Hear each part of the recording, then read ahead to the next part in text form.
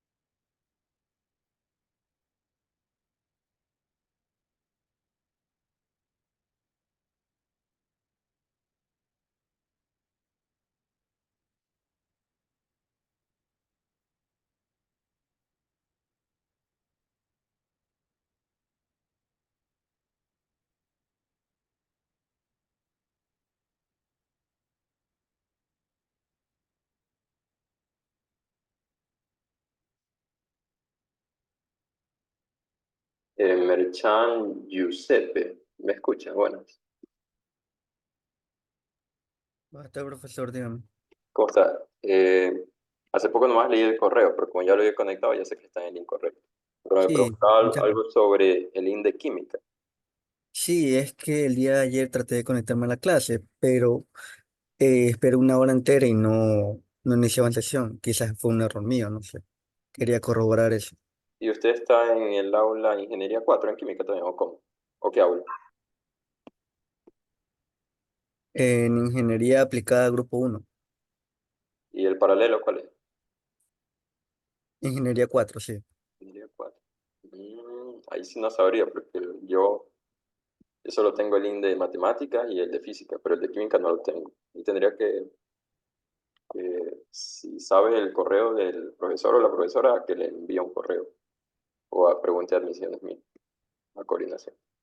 Sí, de hecho, ayer envié dos correos, lo que es admisiones, Ujú. pero no me han respondido ninguno. El primero era porque no puede entrar a lo que es el aula virtual. Mm, Y el segundo es porque por el inconveniente ese que tuvimos en la clase de matemática, que no se podía entrar, claro. Y lo del aunque aula había un virtual, profesor distinto, lo del aula pero no me virtual respondió. solucionado, ¿no? Sí, sí. Ok. Yo hoy día voy a tratar de comunicarme otra vez a ver si me dan alguna solución. ¿Y hoy día tiene química qué hora? ¿O no tiene química? No, hoy día no, hoy día me toca física. Ah, ok. Ya Sí. bueno. Muchas gracias, profesor. Vale.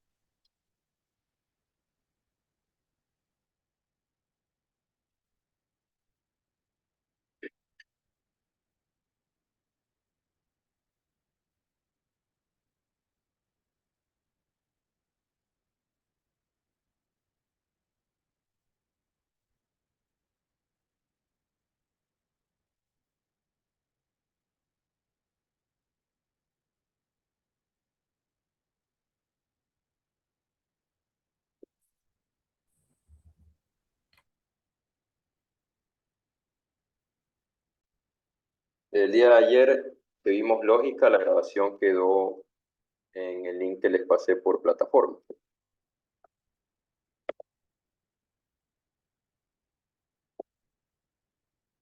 Sí, esta es la clase de matemáticas del curso de refuerzo. Alguien estaba preguntando eso. Entonces, como le indiqué, el día de ayer esa clase quedó ya grabada y yo le envié el link por plataforma. Hoy día vamos a ver el capítulo de conjuntos.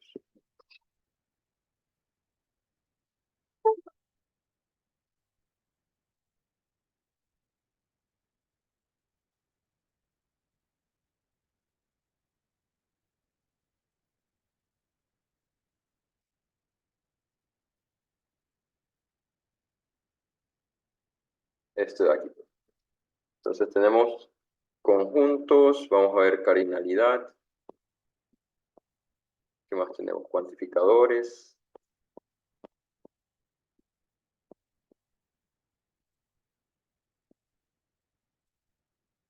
Más adelante llegaremos a producto cartesiano. Bueno, estos de aquí son operaciones entre conjuntos. Vamos a ver unión, intersección, complemento, diferencia simétrica. Más adelante tenemos, bueno, unas propiedades. Producto cartesiano, predicados de una y dos variables. Entonces, la idea es que ustedes se puedan familiarizar con cada uno de estos conceptos y que de una vez vayamos resolviendo ejercicios. Entonces, vamos a hacer esto de aquí.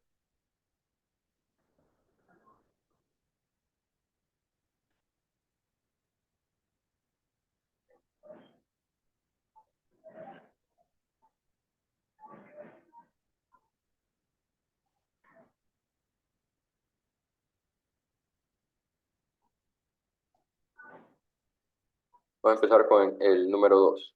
Entonces dice, dado los siguientes conjuntos, ahí tenemos conjunto A, B, C, D y E.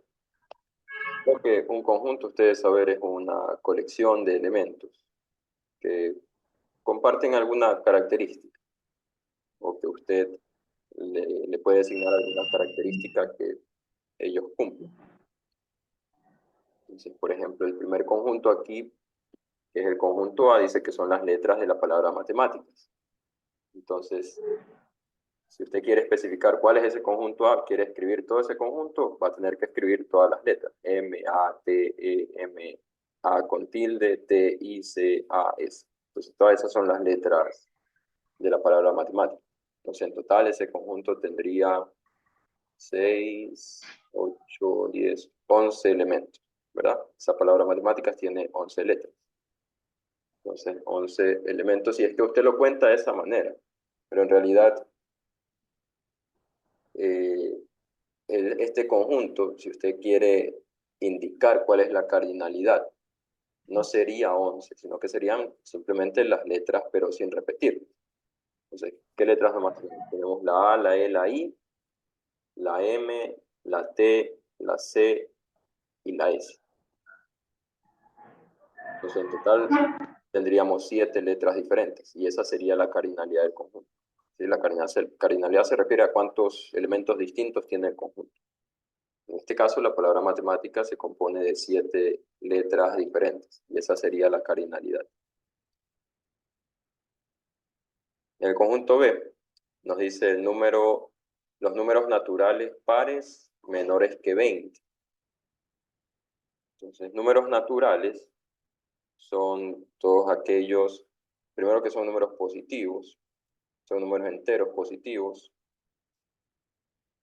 y los pares son aquellos que pueden dividir para 2. Entonces, al final, números naturales pares vienen a ser 2, 4, 6, 8, empezando desde el 0, 0, 2, 4, 6, 8. Pero esos serían enteros pares. Pero si ya le habla de naturales pares, ahí no incluiría el 0. Pero entienda que el 0 también es un número par. Entonces, por números naturales pares estamos hablando del 2, 4, 6, 8, 10, todos los pares hasta el 20. De un minuto voy a ver mi lápiz para poder escribirle aquí.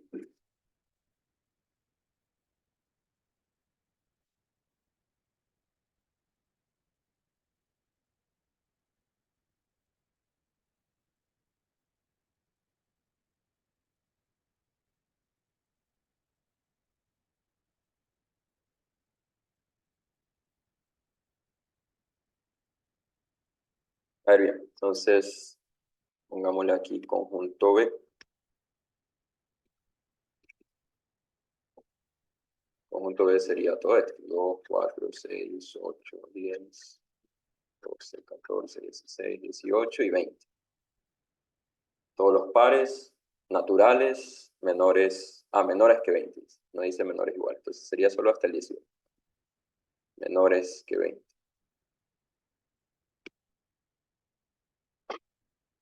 El conjunto A, en cambio, era todas las letras que están en la palabra matemática. Entonces tenemos la E, la I, la A, la E, la I, la M, la T, la C y la S.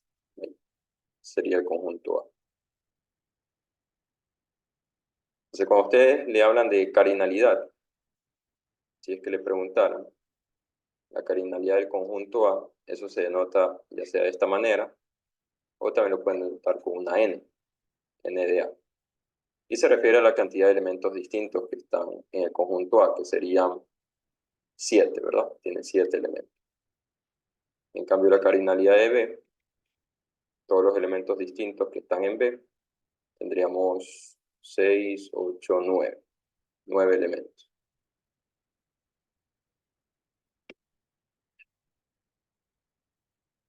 Me pregunta si en la B cuenta el 0 o no. El 0 no cuenta porque esto, como estamos definiendo, y sí, como de manera universal definimos a los números naturales, es desde el 2 en adelante. 2, 4, 6. De hecho, o sea, números naturales pares. Números naturales pares. Si es números naturales completos, todo el conjunto de los naturales, ahí sí, desde el 1. 1, 2, 3, 4, 5. Ahora, si quieren incluir el 0 vendría a ser, lo pondríamos en los enteros. Entonces usted sepa que el conjunto de los enteros son todos los números que usa para contar, incluido el 0 y los negativos. Entonces, menos 1, menos 2, menos 3, y así hasta el menos infinito. 1, 2, 3, hasta el más infinito. Ahora, para números naturales, la notación que utilizamos o la definición que utilizamos es del 1 en adelante. Sepa eso. Y es la forma que usted lo va a encontrar en la mayoría de libros. Por ahí hay ciertos libros excepcionales donde el autor dice que dentro de los naturales está incluyendo el 0, ¿ya? Pero ellos le especifican qué están incluyendo y qué no está incluyendo en el conjunto, ¿ya? Pero de manera general, en los naturales no tenemos al 0, tenemos del 1 en adelante. Ahora hay ciertos autores o libros que ponen así n y un numerito abajo, que es el 0, como un subíndice. Entonces eso le indica que son los naturales incluido el 0. Entonces ahí sí va el 0, 1, 2, 3, 4, hasta el infinito.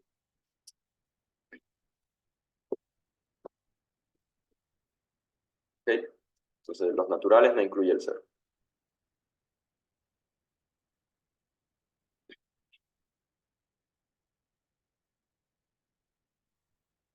Bien. El conjunto C dice todos los pares mayores que 5. Entonces aquí ya estaríamos hablando de un conjunto infinito, porque tiene infinita cantidad de elementos. El primer par mayor a 5 va a ser el 6. Entonces aquí va a tener desde el 6, el siguiente va a ser el 8, el siguiente el 10. Y así usted continúa. Entonces este conjunto tiene infinita cantidad de elementos, a diferencia del conjunto A y del conjunto B, que son finitos. Cuando tiene una cantidad limitada de elementos, eso es finito.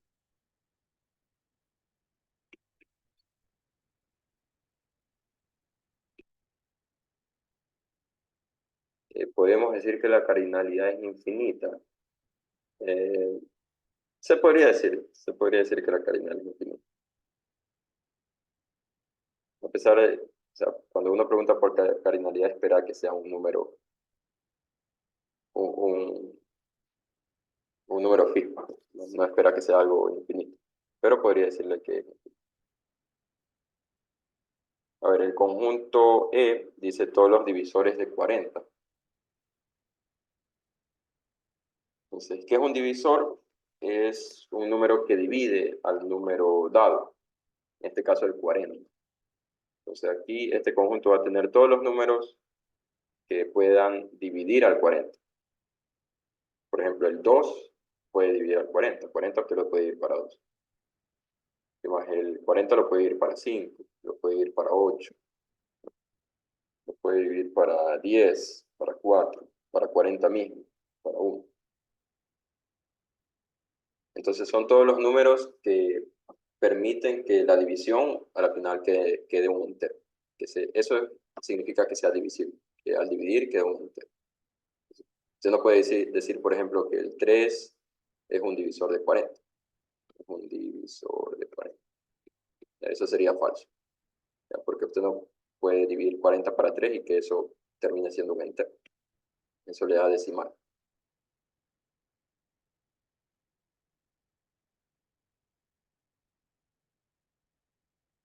A ver, antes de continuar, alguien más me preguntaba sobre la cardinalidad de C. Simplemente ahí la cardinalidad puede decir que es infinita, porque tiene infinita cantidad de elementos. Entonces, diría que me podría poner esa cardinalidad de C es infinita. Nada más. Claro, y alguien más me preguntaba si en los divisores pueden poner los negativos. Eso es verdad. Entonces, no solo consideramos los positivos, sino también los enteros negativos para los cuales pueda dividir. Entonces, en total, usted va a tener que los divisores de 40 son el más y el menos 1, el más y menos 2, más y menos 4, más menos 5, más menos 8, más menos 10, más menos 20, más menos 40. Creo que eso serían todos. 40 es 2 al cubo por 5, 8 por 5. Y eso es 4 por 2, 8. Eso es 2, 3, 6, 8. Ahí están todos. Entonces, todos esos son los divisores de 40, no hay más. Usted lo puede ir para 1, lo puede ir para menos 1, para 2, para menos 2, para 4 y para menos 4, para 5 y menos 5, etc. Entonces, en total, tenemos que la cardinalidad del conjunto E es 16. Hay 16 números ahí, ¿verdad? O sea, yo he escrito 8, pero el más y el menos representa que uno es positivo y el otro es negativo. Entonces, 8 por 2 son 16.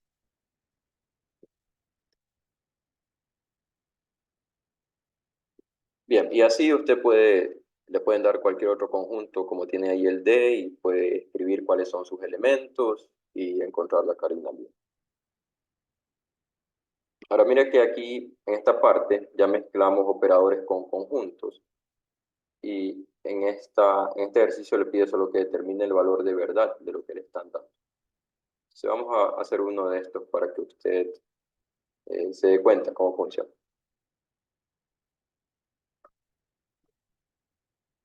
Vamos a hacer el número, el literal E.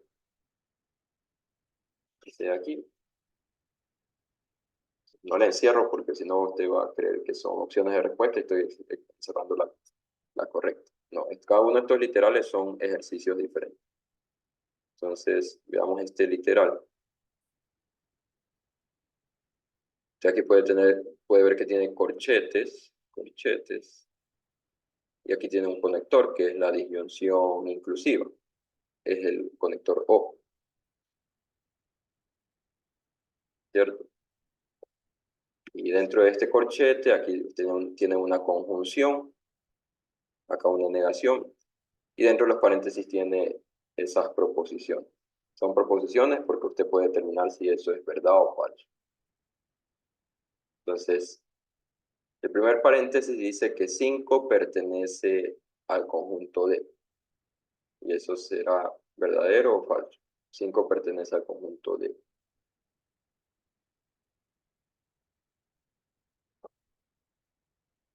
Ajá, eso es verdadero. Bien, entonces podemos decir que esto tiene un valor de verdad de 1. Eso es verdad. Y el de acá dice 5. Déjame ir poniendo. Tenemos verdadero y negación de. Ahora tenemos que 5 pertenece al conjunto E.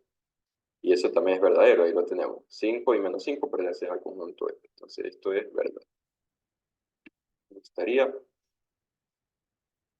Ajá, y con la negación de afuera, ahí cambiaría a falso. Pero dejémosle ahí hasta mientras y luego le cambio. Y el otro corchete tenemos 6 pertenece al conjunto D. Eso sería falso, porque el 6 no es un número impar y el conjunto dice que incluye los naturales impares. Entonces tiene que ser impar. Y 6 no es. Entonces eso sería falso. Implica 20 pertenece al conjunto B. Y el conjunto B lo habíamos escrito aquí y el 20 no pertenece. porque nos decía números menores que 20. Entonces no debe incluir al 20. Entonces eso es falso. 20 no pertenece a 20. Y ahora sí, negación de verdadero, eso es falso. Va quedando esto. Ahora, verdadero y falso, eso es falso. La conjunción solo es verdadera cuando ambos son verdaderos. Y acá un condicional falso implica falso, eso es verdadero. Y aquí falso o verdadero, eso termina siendo verdadero. En la disyunción basta que uno que sea verdadero para que sea verdadera la proposición. Muy bien. Algunos ya lo habían hecho. Correcto.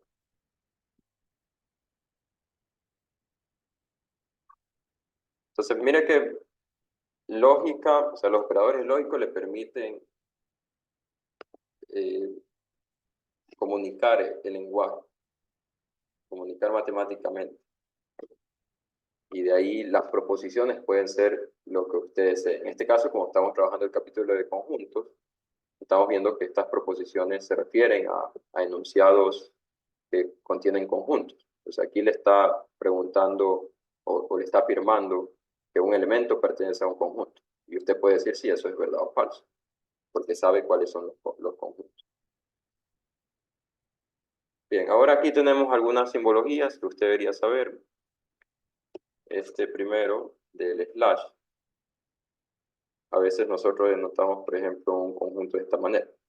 El mismo conjunto A que usted tenía aquí, es ver, dice las letras de la palabra matemática. Usted lo puede escribir así. Son todos aquellos X, tales que X es una letra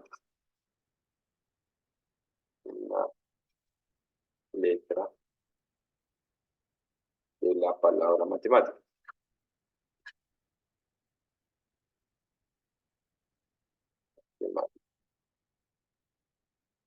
Entonces aquí usted está utilizando este simbolito, el slash, el backslash. Entonces, tiene ese significado, el tal que. Entonces aquí usted lee que el conjunto A son todos aquellos elementos X, tal que X es una letra de la palabra matemática. Entonces esa es la manera como usa el backslash. O si usted ve en un ejercicio le toca un conjunto y usted ve que está escrito de esta manera, ya sabe que esto significa que los elementos de A son todos aquellos que cumplen esto de acá.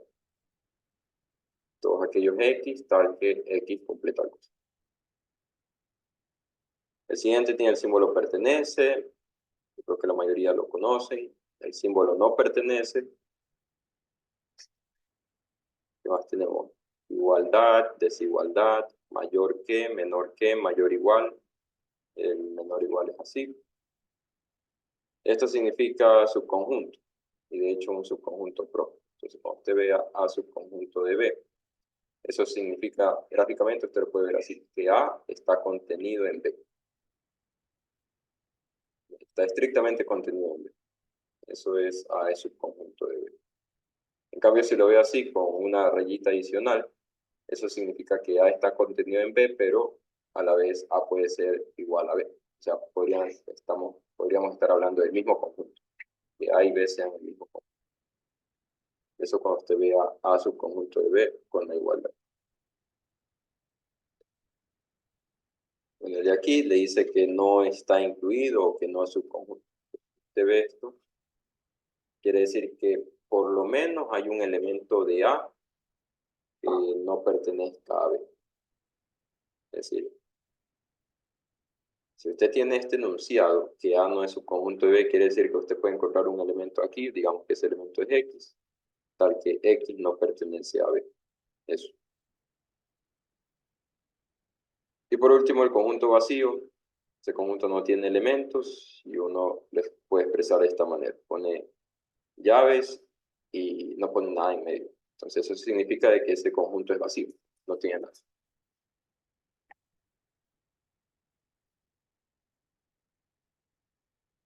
¿Alguna pregunta hasta aquí?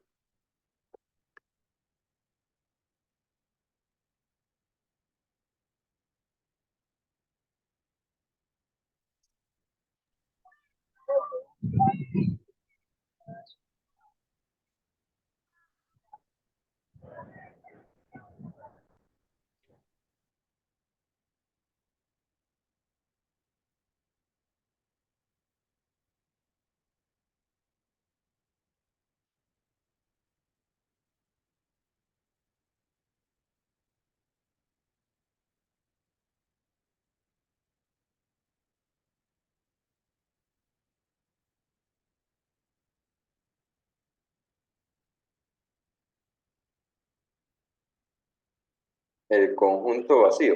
Como le expliqué al final, el conjunto vacío, usted lo puede expresar de esta manera. Aquí le puse el símbolo de vacío, solo pone lo pone entre llaves y en medio no tiene nada. Ese es el conjunto vacío. El conjunto con cardinalidad cero. No hay nada dentro de ese conjunto.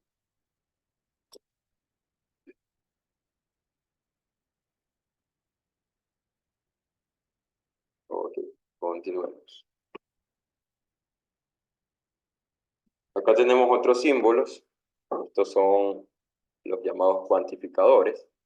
Tenemos el cuantificador universal, que se representa como con una A invertida, y el existencial como una E invertida. Y ahí hay el existencial, voy a llamarlo existencial exclusivo, que es con un signo de exclamación adicional.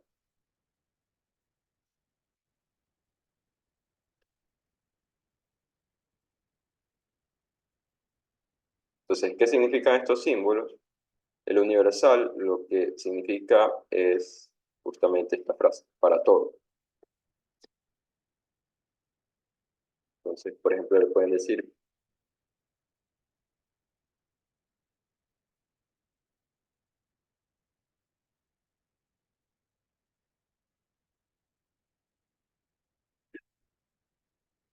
que para todo número natural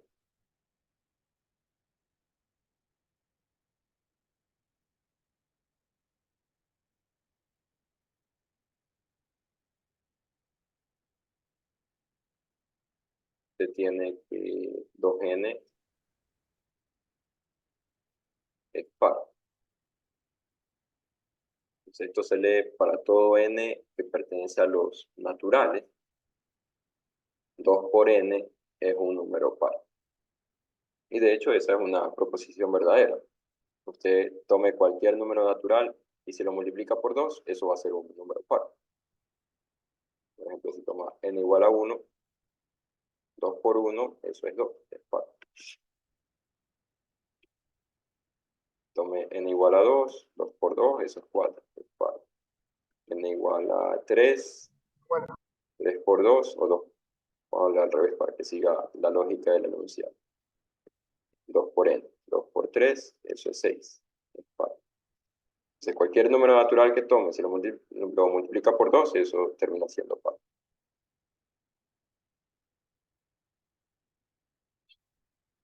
Entonces, el cuantificador lo que le está diciendo aquí es que esto se cumple para todos los elementos de ese conjunto, en este caso los naturales. Es decir, que no hay ninguno que no cumpla, todos cumplen.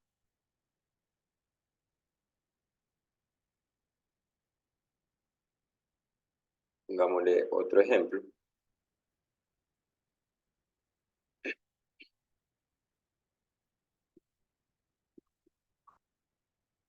Para todo n natural,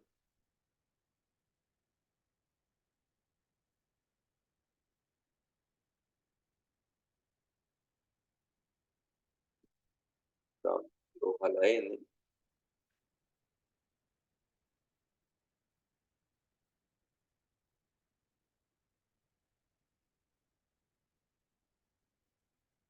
es mayor a n.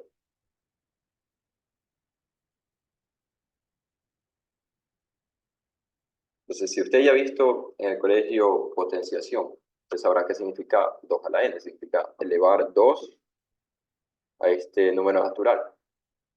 Lo que en otras palabras, usted puede decir que es multiplicar 2 por sí mismo n veces. Por ejemplo, si n vale 3, esto significa que 2 a la 3 es mayor a 3. 2 a la 3 es multiplicar 2 por sí mismo 3 veces. 2 por 2 y por 2. Y eso le da 8.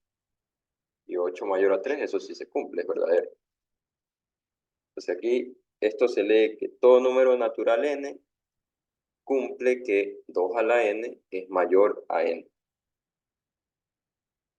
Ahora esto de aquí, usted puede probar ejemplos y ver si se cumple o no se cumple. Aquí probamos con 3. Podría probar con más elementos.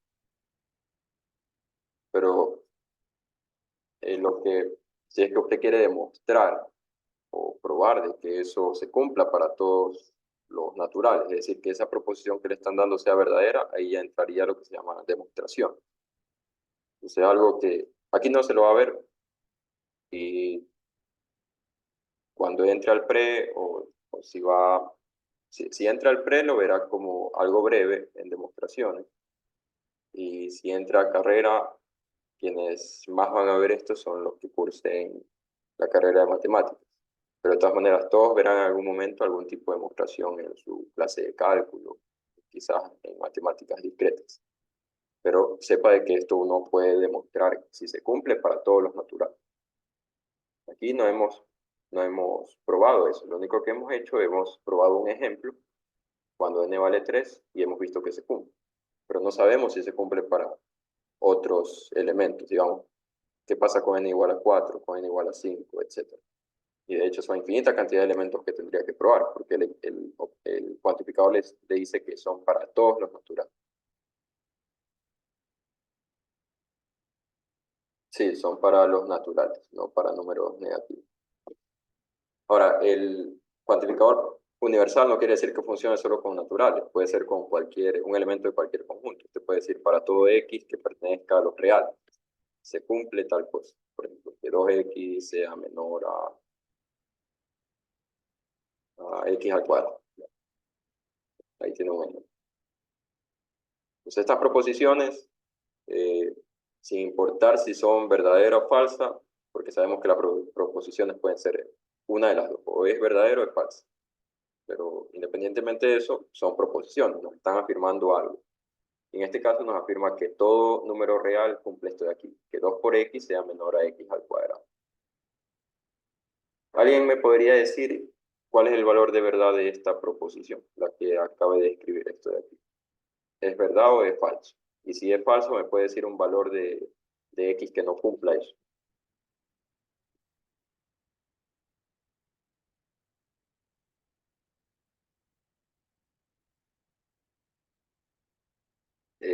Justin. Eh, Sí, alguien iba a hablar o decir algo. yo eh, podría ser que x sea igual a 1. X igual a 1. Ya, ¿verdad? Desiderio, ¿verdad? Me Sí, habla. Muy bien, x igual a 1. Para x igual a 1, usted primero tiene que chequear de que pertenezca al conjunto. Y x es un número real, entonces está bien. Y de ahí chequea el enunciado. Entonces le dice que 2 por x, 2 por 1, tiene que ser menor a x al cuadrado, 1 al cuadrado. Y esto no es verdad, porque usted tiene del lado izquierdo 2 y del lado derecho 1, y 2 no es menor a 1. Entonces ese enunciado va a ser falso. ¿Por qué ella puede decir que es falso? Porque el cuantificador le dice que todos los reales cumplen. Y usted ya encontró que uno de ellos no cumple. Hay al menos un elemento de ese conjunto que no cumple. Y por ende, ese enunciado es falso.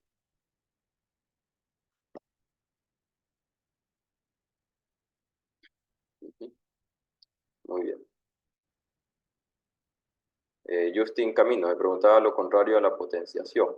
No sé si entienda bien su pregunta, pero una operación que le podríamos llamar la inversa de la potenciación o de los exponenciales vienen a ser los logaritmos.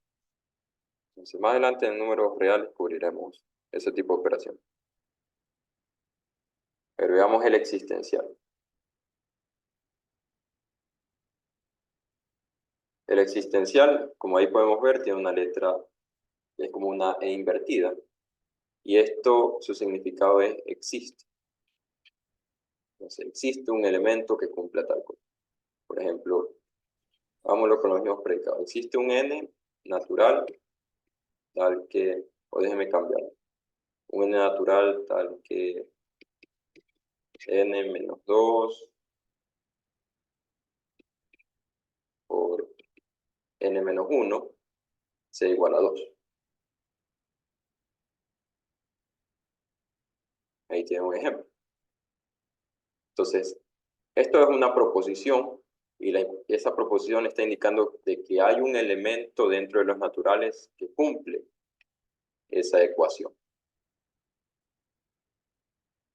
Ahora, nosotros podemos decir si es verdad o es falso. Ajá, ahí alguien ya me dio un elemento que cumple aquello y me dijo n igual a 3. Muy bien. Neither.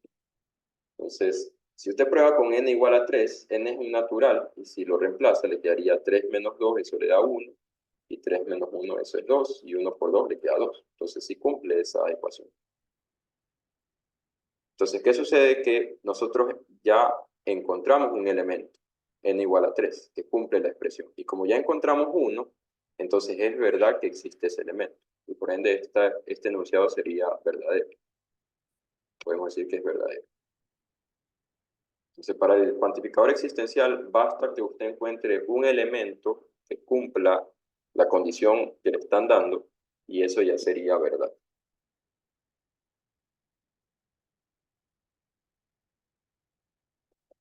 Ahora, el siguiente cuantificador, que es el que yo le escribí como un existencial exclusivo.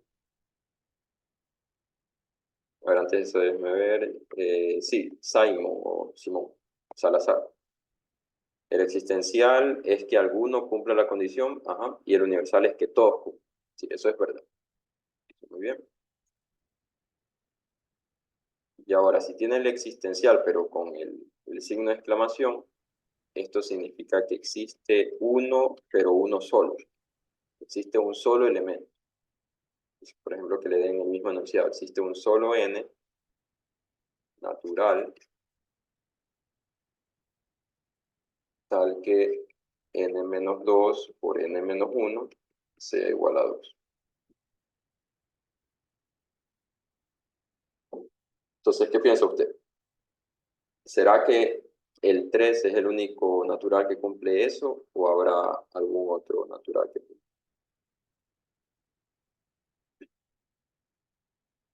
El 0. El 0, ¿verdad? Ya, pero la cuestión, o sea, el 0 como número real cumple, ¿cierto? Pero el 0 no entraría como natural. Entonces, si usted reemplaza 0 ahí, 0 menos 2, 0 menos 1 es igual a 2, entonces le queda menos 2 por menos 1, eso es igual a 2. Y eso no es verdad, sí es verdad, menos por menos da más y 2 por 1 2. Okay. Entonces hemos encontrado un número diferente de 3 que cumple la expresión. Sin embargo, ese número no es natural. Ya habíamos dicho que el 0 no entra en los naturales. Entonces, no podríamos decir que ese cumple la expresión, ¿ya? Porque aquí solo nos pide que n sea natural. Entonces, ¿qué es lo que concluimos? De que esa proposición efectivamente es válida para un solo elemento. ¿Y cuál es ese elemento? Es n igual a 3. Ya no hay más elementos que cumplan eso. De hecho, porque esto de aquí es una ecuación cuadrática. Y si algunos ya vieron, o más adelante veremos, una ecuación cuadrática solo puede tener dos soluciones. Y como ya encontramos una que es 3 y encontramos la otra que es 0, tenemos que solo una de esas soluciones es un natural, el 3. El 0 no lo es.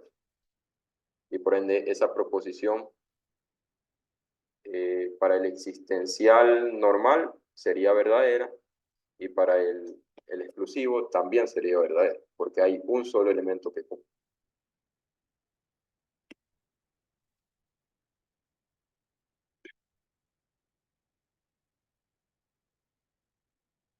Y ahí por alguien decía lo del 0. Nuevamente, el 0 en la mayoría de los textos o la mayoría de los autores lo va a considerar que no está incluido en los naturales. Y aquí en el PREP, en nivelación, tampoco lo incluimos. Entonces sepa o recuerde siempre esto, en los naturales, aquí en nivelación vamos a tener desde el 1 en adelante. El 0 no lo incluimos. Ahora, como le indiqué, hay ciertos autores de textos que incluyen el 0 en los naturales, pero ellos al inicio del texto siempre le van a especificar, ok, aquí definimos los naturales como los números que van incluyendo desde el 0 al más infinito, 0, 1, 2, 3, 4, 5, 6, etc. Entonces, ellos les indican, les aclaran esa cuestión. Aquí, en cambio, la anotación del pre es que no incluimos el cero. Y de hecho es como la mayoría de los textos en matemáticas en Ecuador y en todo el mundo lo hacen sin incluir el cero. Hay ciertas excepciones. Entonces sepa que en la mayoría de los casos, cuando le hablen de números naturales, va a ser del 1 en adelante. Bien, entonces en ese caso, esas dos proposiciones son verdaderas. Ahora le voy a escribir una donde sería falso. Le voy a cambiar solo los naturales y en vez de naturales le voy a poner los enteros. Entonces ahí me dice, en este caso, pongámosle con ambos. Damos ambas proposiciones y ahora con los enteros, a ver qué sucede. Ahí. Son las mismas proposiciones, pero le he cambiado el conjunto del cual está tomando el elemento, el conjunto referencial. Entonces la primera dice que existe un número un número entero que cumple esa expresión. Y eso nuevamente podemos decir que es verdad porque el 3 cumple la expresión y el 3 es entero. O también podría decir que es verdad porque el 0 cumple la expresión y el 0 también es entero. Entonces basta que usted encuentre uno y ya puede decir que eso es verdad.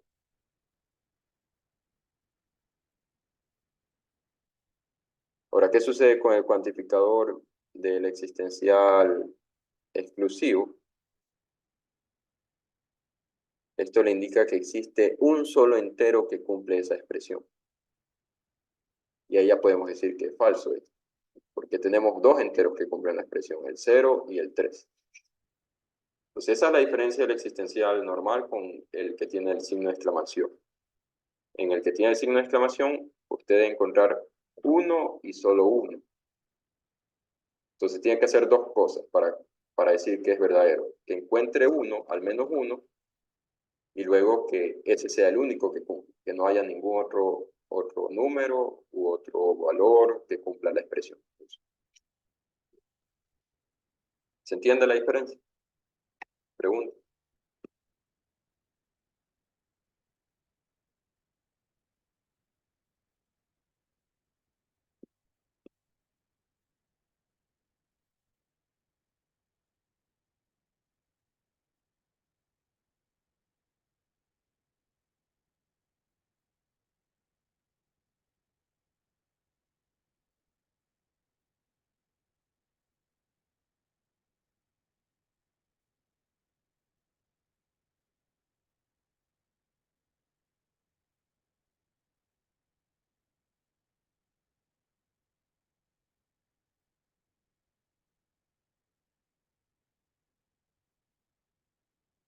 Ok.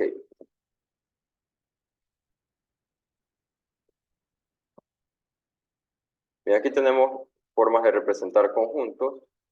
Estos son diagramas de Venn. Simplemente pueden ser rectángulos o círculos que contengan los elementos del conjunto.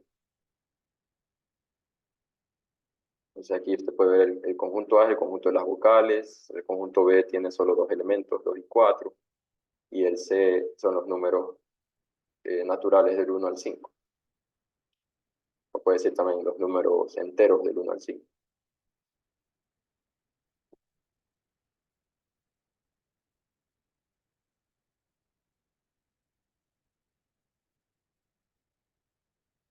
Bueno, esto le indica solo que los conjuntos usted siempre los va a denotar con letras mayúsculas y los elementos con letras minúsculas. Y esta representación que tiene acá se conoce como representación por compresión. Compresión. Esto es compresión y esto es por extensión o tabulación. Extensión o tabulación significa que usted escribe todos los elementos. Escribe cada uno de ellos. En cambio, compresión, usted indica una característica de todos esos elementos. Es decir, no necesita escribir todos los elementos, solo escribe una característica. Entonces, en este caso dice que el conjunto B son todos aquellos X, tal que X pertenece a todos los pares, números pares menores que 5. Bueno, aquí la notación sí es eh, un poco rústica, ¿verdad? Que no acostumbramos a escribir con esta notación, pero le voy a reescribir ese conjunto para que sepa por compresión cómo sería. Son todos aquellos X, tal que X pertenece a los naturales, además X es par y X menor a 5. Podría escribirlo de esa manera, describiendo cada una de las características. Entonces, X pertenece a los naturales, X es par y X menor a 5.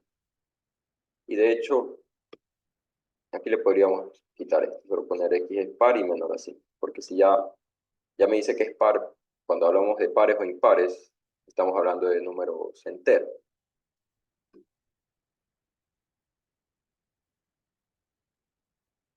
De hecho, esa debería ser la manera correcta. Si ponía naturales, no me consideraba los pares negativos. Y este conjunto, de acuerdo a cómo está escrito, debería considerar todo. Entonces, esta sería la mejor manera de escribirlo. X es par y X menor a 5.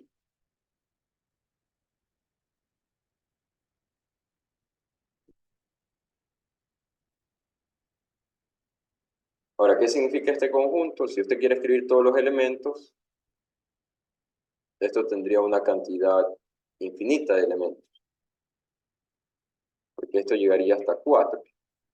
Y de ahí tendría al 2, 0, al menos 2, al menos 4, al menos 6, y todos los pares que se vayan hasta el menos infinito. Entonces, todos esos son números pares y todos son menores que 5. Entonces, este conjunto B tiene una cantidad infinita de elementos. Y esta manera de expresarlo es lo que se llama por tabulación o por extensión. Porque bueno, ahí usted puede relacionar extender o tabular significa escribir todos los elementos. En cambio, el ECA es por compresión. Más o menos de compresión viene como de comprimir. Entonces, simplemente escribe una característica que ya abarca todos los elementos y no necesita escribir los elementos uno por uno.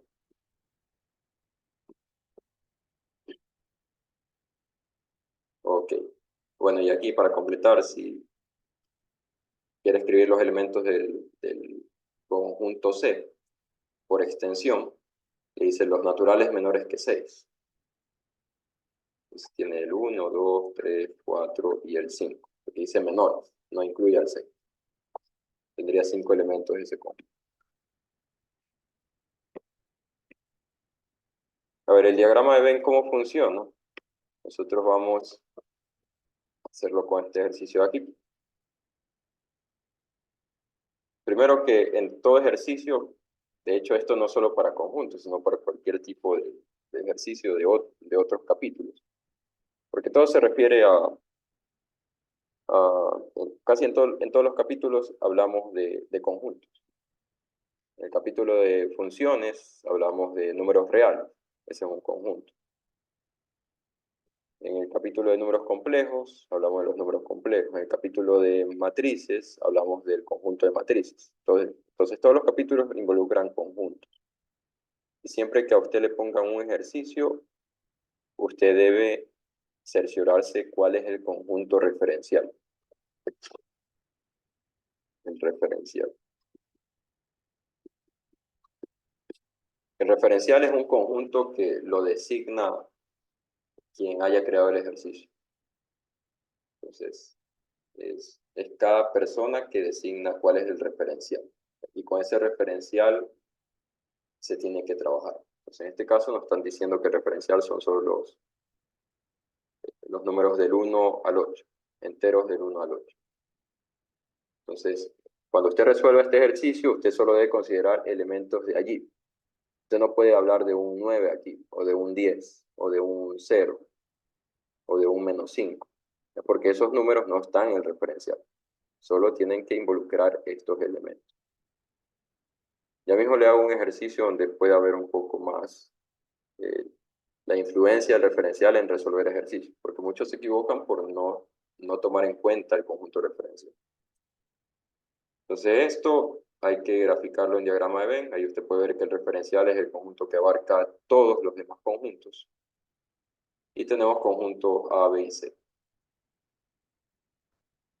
Entonces siempre usted puede hacerlo en diagramas como círculos u óvalos que se intercepten entre sí. Entonces en la región donde se intersectan los tres, ahí usted va a colocar los elementos que tienen en común los tres conjuntos. Que en este caso serían que el 1 no, el 3 no, el 5 no, el 7 tampoco. Entonces no hay elementos en común que tengan los tres conjuntos, ¿verdad? El 3 pertenece al A y al B, pero no pertenece al C. Ah, ya. El 5 sí pertenece, ¿verdad? 5 pertenece al A, al B y al C. Entonces sí hay uno. Ajá, muy bien. Pedro y Cris. Entonces el 5 sí habría un elemento, que es el 5. Elemento en común de los tres conjuntos. Tiene que pertenecer a los tres. Si pertenece a dos y no pertenece al tercer conjunto, entonces no es un elemento común de los tres. Bien, entonces eso va en medio.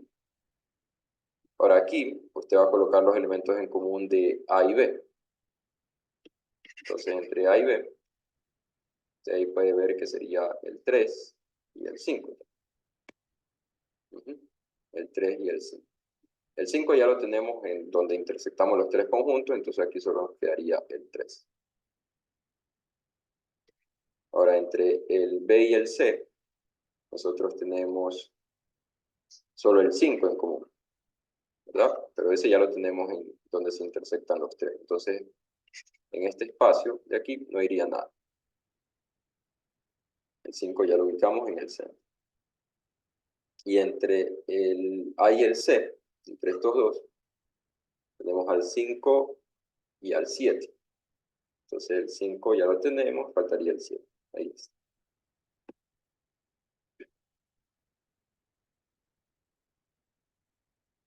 Entre el B y el C teníamos el 4, ¿verdad? Ahí está el 4. Correcto. Entonces aquí va el 4. ¿Alguna otra observación? ¿Alguien vio? Y todos los demás elementos usted lo ubica en sus conjuntos respectivos para completar el conjunto. Entonces, en el conjunto A tenemos 1, 3, 5 y 7. Entonces aquí va el 1, el elemento que nos falta. En el B tenemos el 2, 3, 4, 5. Entonces aquí falta el 2. Y en el C tenemos el 4, 5, 6 y 7. Entonces aquí faltaría el 6. Y ahora, si usted observa todos los elementos que tenemos aquí, tenemos el 1, 2, 3, 4, 5, 6 y 7. Y si usted observa el referencial, del referencial el único que faltaría es el 8. Ese no se ha tomado en cuenta. Entonces, los elementos del referencial que no están en ninguno de esos tres conjuntos, usted lo coloca aquí afuera de esos tres. Entonces, ahí tendría el 8. Y esa es la manera como lo representa en el diagrama.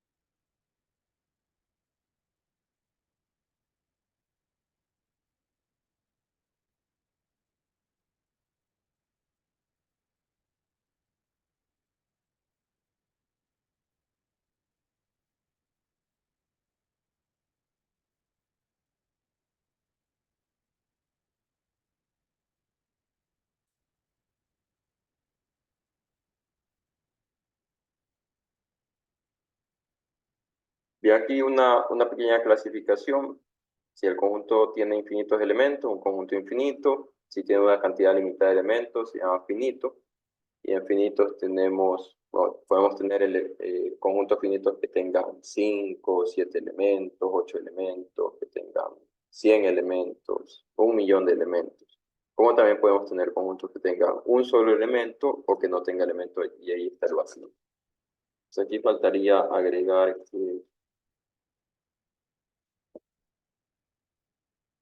que puede tener otras cantidades. Entonces, ¿qué le pondríamos? Esto significa que tiene un solo elemento. Un solo elemento. Esto es ningún elemento. Ningún elemento. Y aquí pongámosle otro, que son los que pueden tener la cantidad que obedece de elementos. 100 elementos, 1000 elementos, 1.000.000 de elementos, etc. No, para conjunto unitario no hay ninguna simbología. Simplemente se lo escribe así, conjunto unitario, pero no hay un símbolo. Ok, veamos esto. A ver, conjunto potencia. Y operación. A ver, terminamos con esto del conjunto potencia y ahí nos tomamos unos 3 minutitos de receso. Entonces atienda esto, el conjunto potencia, vamos a trabajarlo con este ejemplo de aquí. Este ejemplo tiene 4 elementos. O sea, pongámosle que esto es el conjunto, el conjunto A. Entonces decimos que la cardinalidad de A es 4. Ahora, el conjunto potencia se refiere al conjunto donde que como elementos tiene subconjuntos de A. Entonces usted tiene que formar todos los posibles subconjuntos del conjunto A. Y esos subconjuntos serán los elementos del conjunto potencia. Entonces, potencia de A, que se denota de esta manera, va a ser el conjunto formado por todos los subconjuntos de A. Ese es el potencia. Ahora, ¿cómo usted forma subconjuntos de A? Simplemente tiene que hacer todas las posibles combinaciones entre elementos de A. O sea, un posible subconjunto sería aquel que contenga solo al 3. Otro sería el que contenga solo al 4. Otro que contenga solo al 5, al 6. Y de ahí empezamos ahí a combinar de 2 en 2, que tenga al 3 y al 4, al 3 y al 5, al 3 y al 6. Puede tener al 4 y al 5, al 4 y al 6. Podemos tener al 5 y al 6, ¿verdad? Ahí hemos combinado 2 en 2. Y ahora vamos a hacer combinaciones de 3 en 3. Entonces, que contenga al 3, al 4 y al 5. Que contenga al 3, al 4 y al 6. O al 3, al 5 y al 6. ¿Sí? O que contenga al 4, al 5 y al 6. Ahí están combinaciones de 3 elementos. Y también podríamos poner al conjunto vacío. Esto siempre recuerde que el conjunto vacío es un subconjunto del conjunto que le estén dando. Y que todo el conjunto entero también es un subconjunto de sí mismo. Entonces, sepa eso. A siempre es un subconjunto de A. ¿Entienden? Y también el conjunto vacío es un subconjunto de A. Esos dos siempre van a ser subconjuntos. Entonces, ¿cuántos tenemos en total? 2, 4, 6, 8, 10, 12, 14, 16, ¿verdad? Entonces, aquí tienen que haber 16 elementos, que son los que hemos escrito aquí. Entonces, si usted quiere escribir todo el conjunto potencia, usted pondría potencia de A es igual a, y ahí pone llaves, y cada uno de estos elementos separados por comas.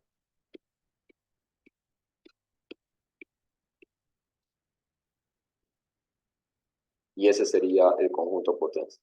Por eso le decía que es el conjunto formado de todos los subconjuntos de A. Y ahí usted puede ver que tiene en total 16 elementos.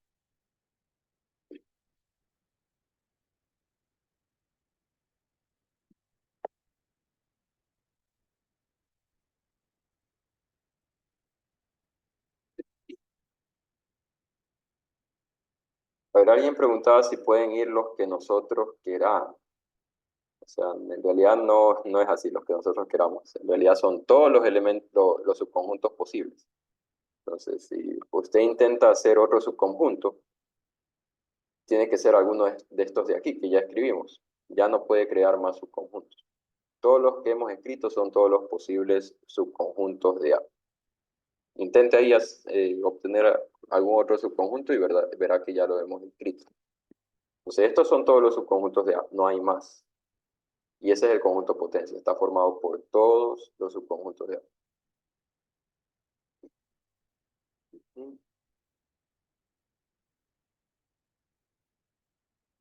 Ya vamos a ver por qué se lo llama potencia y vamos a ver lo de la cardinalidad.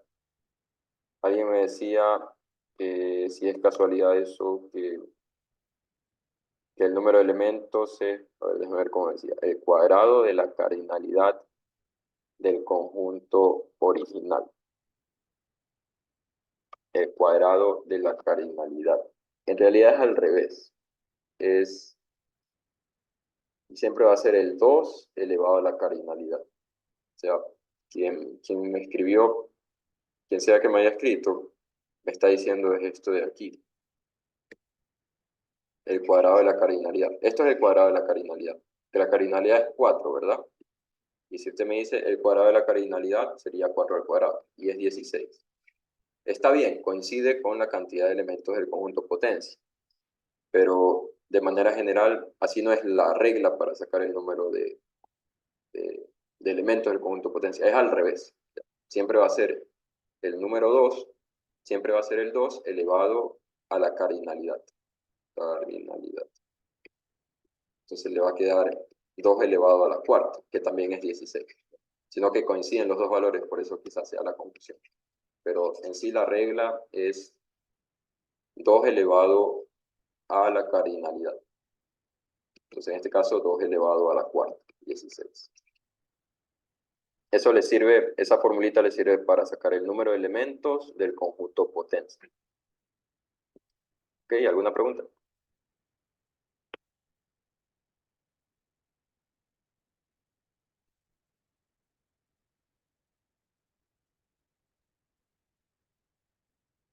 Ya, ¿a qué me refiero cuando digo que A es un subconjunto de A? Eso significa que A está contenido en A. Lo que le escribí aquí arribita significa de que todo conjunto está contenido en sí mismo. Usted puede decir que cualquier elemento de este conjunto A también está acá, y por ende es un subconjunto. Simplemente eso. Todo subconjunto, todo conjunto es un subconjunto de sí mismo. En forma de diagrama, usted dibuja el conjunto A y sobre ese A usted puede dibujar el mismo A. Entonces usted puede decir que el uno está contenido en el otro. Simplemente eso. En ese ejemplo, parece haber otra pregunta.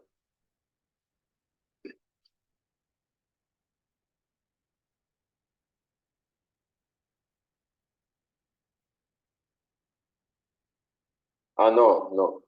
A ver, Quesada. Lo último, lo que usted me dice del 4, no es porque aquí yo escogí este 4. ¿Ya? No, eso no tiene nada que ver. Aquí pudieron haber sido los elementos que sea. Puede haber sido un 5, 6, 7 y 8. ¿Ya? Esos elementos. Pero la cardinalidad solo se refiere a cuántos elementos tiene el conjunto, simplemente a eso. Entonces, en este caso son 4 elementos. No es por el 4 que está ahí presente, sino por la cantidad de elementos que hay, que son 4. Eso. Él dice, déjame ver otra pregunta.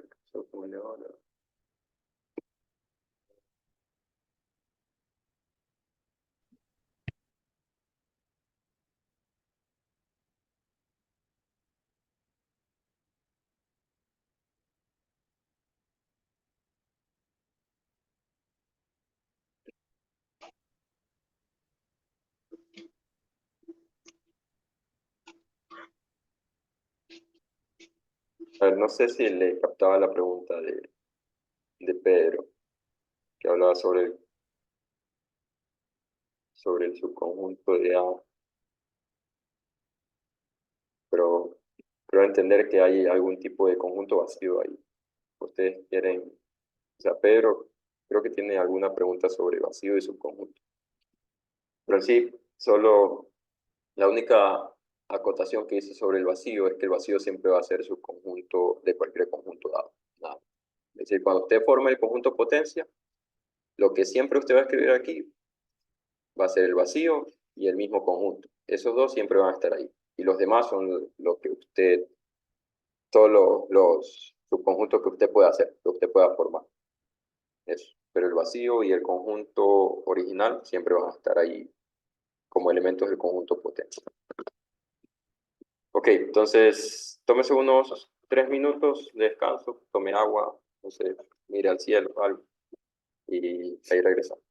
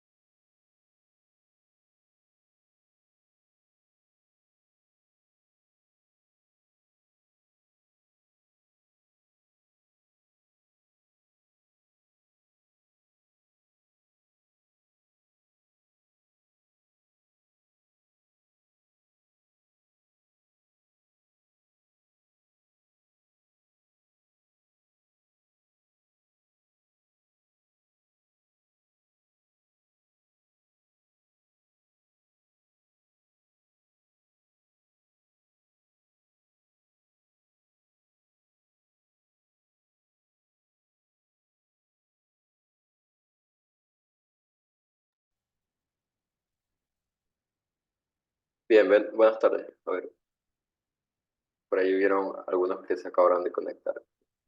Eh,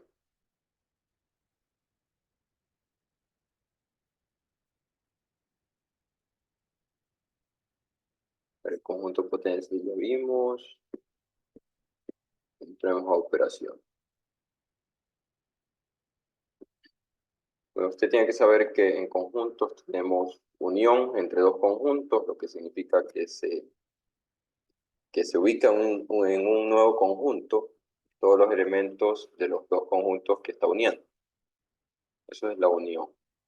La intersección, en cambio, se refiere a tomar en cuenta los elementos en común de los dos conjuntos. La diferencia simétrica, perdón, la diferencia primero. La diferencia se refiere a quitarle elementos a un conjunto que pertenezcan a otro. Entonces yo creo que este de aquí, quizás algunos no han visto. Empecemos nomás, hagámosle uno sencillito de esto, de unión de cada uno. Tenemos 1, 3, 5 y tenemos ahí. Si usted quiere hacer la unión, simplemente es un nuevo conjunto que contiene a todos los elementos de los dos conjuntos que le dan.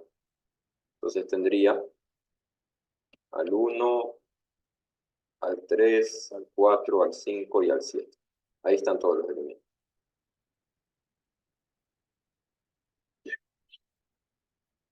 Entonces la unión tiene una cardinalidad de 5.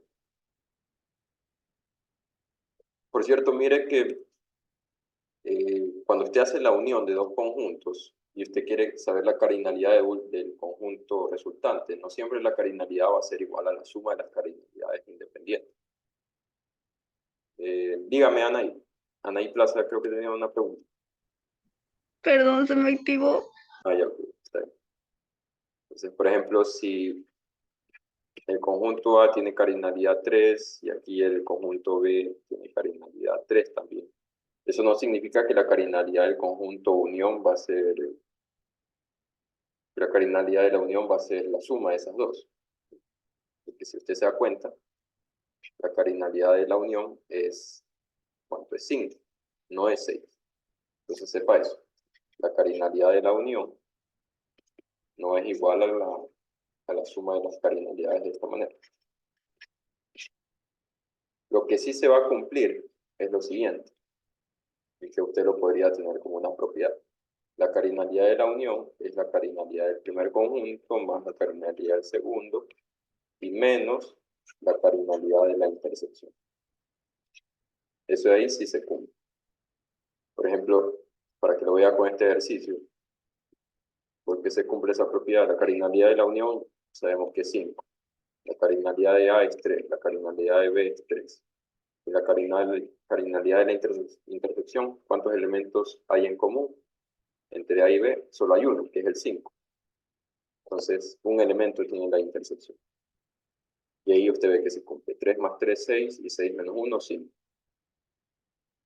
Entonces, sepa de que esto es una propiedad de la cardinalidad. No así como está en el primer esto de ahí. Lo primero que le escribí. La cardinalidad de la unión no es igual a la suma de las dos cardinalidades. Profe, Dígame. ¿puede repetir? Ya listo. Entonces, lo que le decía aquí es que tiene estos dos conjuntos. Conjunto A, que tiene 3 elementos, y conjunto B, que tiene 3 elementos también. Y si usted hace la unión, aquí la hemos hecho, ahí estarían todos los elementos de la unión. La unión es simplemente colocar los elementos todos juntos, sin repetirlos, porque aquí usted puede decir, ok, voy a colocar 1, 3, 5 y 4, 7, 5 juntos. Y voy a tener un doble 5. Pero los elementos usted los escribe sin repetir, y precisamente para obtener la cardinalidad correcta. Entonces la unión sería los elementos 1, 3, 4, 5 y 7. Ahí están todos los elementos de A y de B. Entonces resulta que la cardinalidad de la unión es 5. Y yo le estaba diciendo de que con este ejemplo podemos ver cómo se cumple esta propiedad de acá, que la cardinalidad de la unión es igual a la suma de la cardinalidad del primer conjunto más la cardinalidad del segundo, menos la cardinalidad de la intersección. Eso se va a cumplir para dos conjuntos cualquiera que usted escoja. Entonces, en este caso, en este ejemplo, la cardinalidad de la unión es 5. La unión tiene 5 elementos. El conjunto A tiene 3 elementos, el conjunto B tiene 3, y la intersección tiene un elemento. Pongámosle aquí de todas maneras cuál es la intersección. A intersección B es solo el 5. El 5 se repite en ambos conjuntos. Y ahí usted ve que le queda 5 al lado izquierdo y 3 más 3, 6, menos 1, 5. Entonces 5 igual a 5. Se cumple esa propiedad. Solo explicaba esto porque muchas veces suele haber esa confusión. Más bien ese error, de que si yo tengo las dos cardinalidades de A y de B, puedo decir que la unión va a tener cardinalidad que es igual a la suma de las otras dos, pero eso no es cierto, ya como lo hemos visto aquí.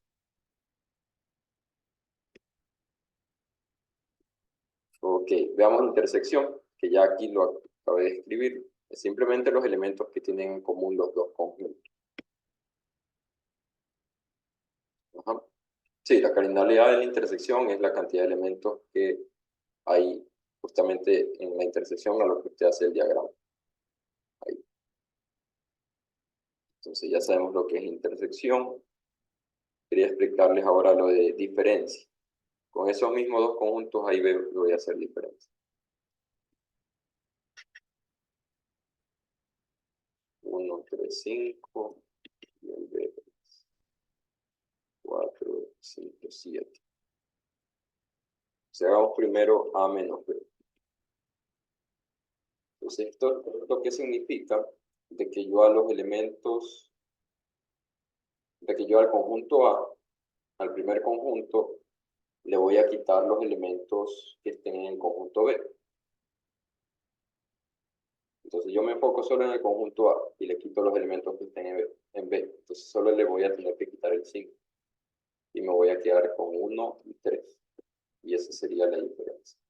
¿Ah? Muy bien, Mónica. 1 y 3.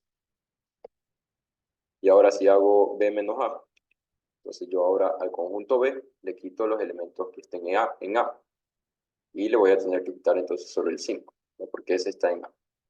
Entonces me quedo con 4 y 7. Eso es la diferencia. Es simplemente quitarle elementos a un conjunto. ¿Y qué elementos le va a quitar? Los elementos que están en el otro conjunto. Es la diferencia. Bueno, usted en el diagrama lo puede ver de esta manera. En la diferencia queda pintado solo esa región del conjunto. Entonces esto es A menos B. Si usted quisiera B menos A, B menos A, ahí quedaría pintado esto de acá. Porque ahí a B le está quitando A. Es como que usted tapa A. Y lo que le queda, eso lo pinta. Ese es el sombrero.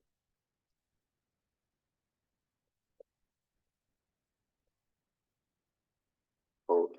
Y ahora la diferencia simétrica viene a ser la unión de esas dos diferencias, de A menos B con B menos A.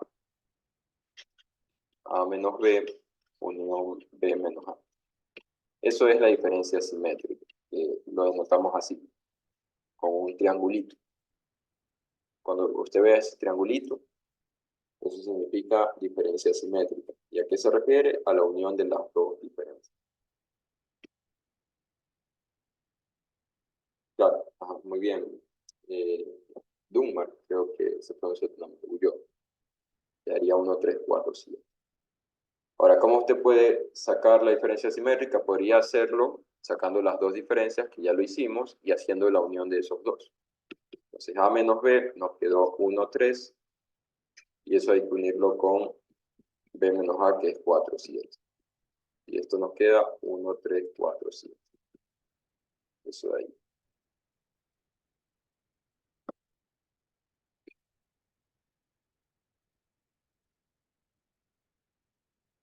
Sí, es precisamente eso, Luis. La diferencia simétrica viene a ser todos los elementos, no todos los conjuntos, todos los elementos menos aquellos que se encuentran en la intersección de los dos conjuntos.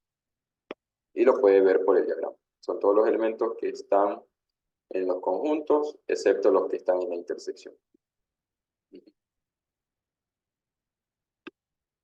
A ver, le repito lo de diferencia simétrica. Alguien me había pedido que le repita. Entonces, puedo hacerlo de dos maneras. La diferencia simétrica, primero que el símbolo es este de aquí, un triangulito. Cuando usted ve el triángulo entre dos conjuntos, es eso, diferencia simétrica. ¿Y cómo lo podría definir? Lo podría definir como justamente esto de aquí.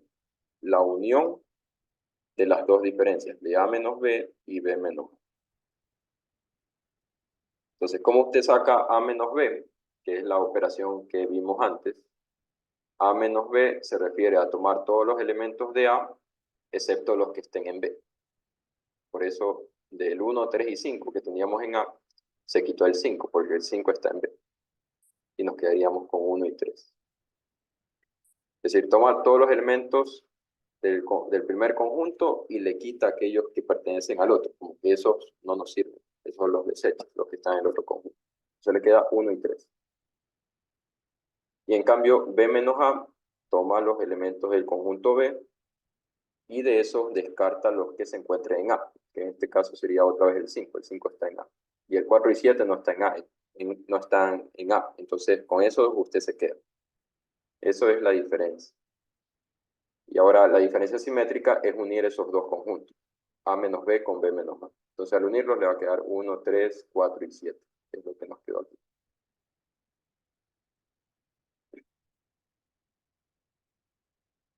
Sí, muy bien, Matías. Ajá.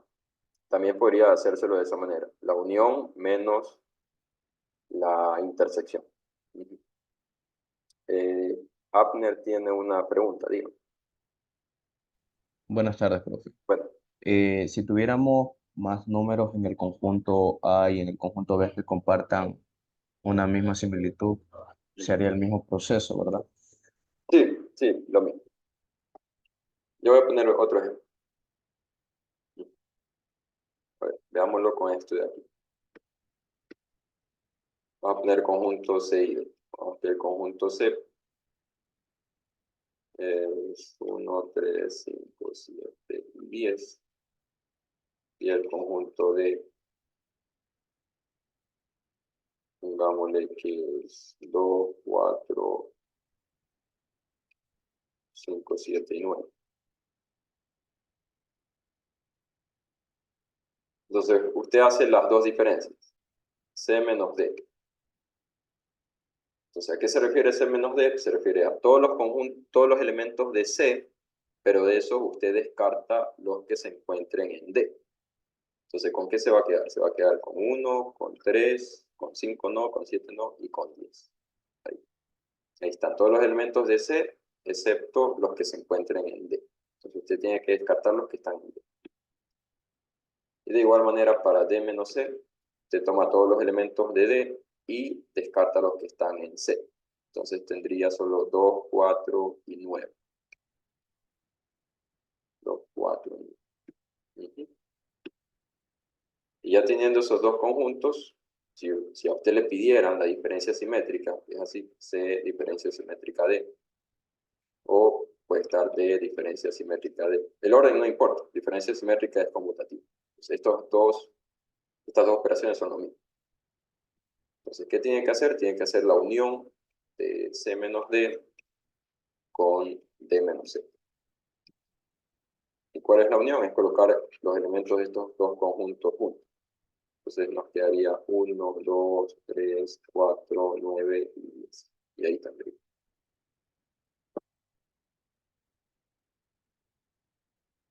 Es eso la diferencia simétrica. Ahora, alguien también lo notó de una manera diferente, lo vio como, déjame ponerle aquí. Alguien vio a la diferencia simétrica que es la unión de los dos conjuntos, pero a eso le quita los elementos que tienen en común. También lo puede hacer de esa manera. Y creo que sería incluso más rápido. Entonces, la diferencia simétrica, ¿qué tiene que poner ahí? Todos los elementos, los que están tanto en C como en D, pero tiene que descartar los que estén en ambos conjuntos. Entonces, ¿qué elementos están en ambos conjuntos? Tiene el 5 y tiene el 7, ¿verdad? Esos están en ambos conjuntos. Entonces, eso los descarta. Y todos los demás sí los ubica. Sería 1, 2, 3, 4, 9 y 10. Es decir, cuando usted escribe un conjunto, el orden no importa, pero he tratado de escribirlo de tal manera que esté en orden de menor a mayor. Entonces, nuevamente, esta es otra manera de hacerlo. Y de hecho, es una de las maneras más rápidas. Sería tomar en cuenta todo, hacer la unión de los dos conjuntos, tomar todos los elementos, tanto de C como de D, y descartar los que se encuentran en ambos conjuntos, que en este caso sería solo el 5 y el 7. Y todos los demás pertenecen a la diferencia simétrica. Eso.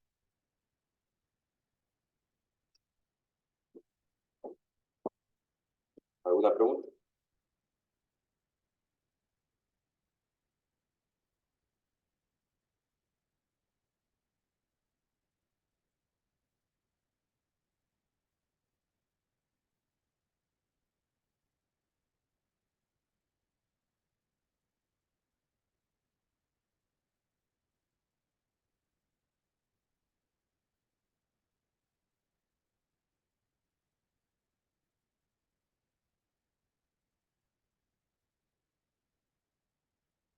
A ver, bien, y la última operación es el complemento.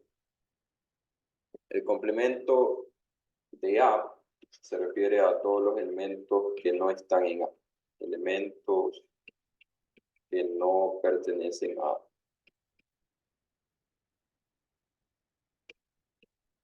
Eso es el complemento de A. Entonces, todo lo que está fuera del conjunto A y todo lo que está fuera deben ser elementos del referencial. Acuérdense que usted no puede tomar elementos que no estén en el referencial. El referencial es el conjunto con el que usted trabaja todo el ejercicio. Si en algún ejercicio le dan un referencial, usted solo puede tomar elementos de ahí.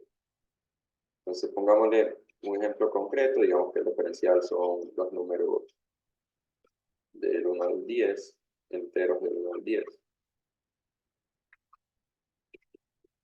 Ahí. Y que el conjunto A es 5, 7 y 1. Entonces, el complemento de A van a ser todos los elementos, todos los otros elementos que le falta A. Entonces, sería el 2, el 3, el 4, el 6, el 8, el 9 y el 10. Ahí está. Ese sería el complemento de A.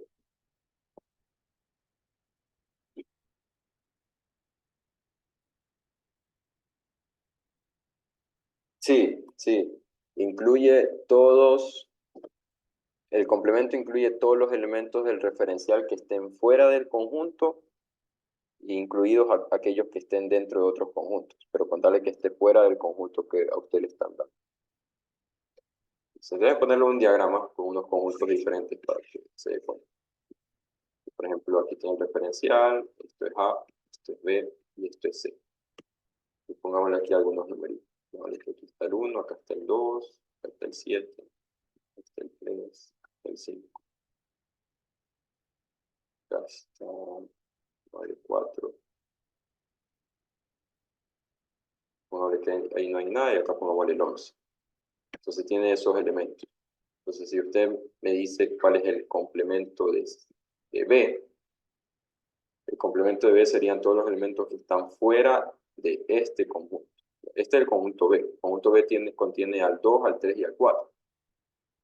Entonces, el complemento de B va a ser todo lo que está fuera de eso, que sería el 1, el 5, el 7 y el 11. Eso es. 1, 5, 7 y 11.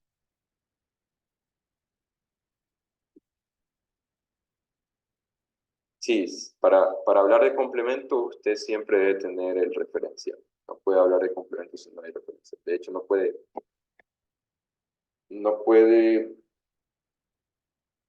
no puede hacer un análisis de cualquiera que sea el ejercicio o lo que esté haciendo. No puede hacer un análisis si no tiene el referencial. O sea, yo no les puedo, por ejemplo, poner que me resuelvan una ecuación si a la final no les digo cómo quiero que sean esas soluciones. Yo les puedo decir, quiero que las soluciones sean reales. Entonces ahí usted puede resolver la ecuación y me dice, ok, estas son las soluciones reales. Como le puedo decir, quiero que las soluciones sean enteros. Entonces usted resuelve la ecuación y si hay enteros en lo que usted ha encontrado, entonces ahí me dice, estas son las soluciones. Pero si no hay enteros, entonces no hay solución. Entonces todo se trabaja en base al referencial. Y es algo muy común que en los ejercicios del examen usted encuentre al comienzo esta palabrita, RE, y hay un conjunto. Entonces eso se refiere que ese es el referencial. En muchos casos le va a tocar que el referencial sea todos los números reales. Pero hay otros casos en donde el referencial sea algo diferente. Entonces, siempre percátese de eso. ¿Cuál es el referencial del ejercicio? Y me hizo acuerdo que tengo que ponerle ese ejercicio para que vea lo importante de eso. Ya, después de esto le pongo. Entonces, complemento de B y pongamos complemento de A. Van a ser todos los elementos que están fuera del conjunto A, que serían 2, 4, 7 y 11. Y el complemento de C, todos los elementos fuera del conjunto C, del circulito que representa C, sería 1, 2 y 11. Ahí estaría. Ok, espero que con eso haya quedado claro lo del complemento, para hacerle el ejemplo de referencial que quería poner.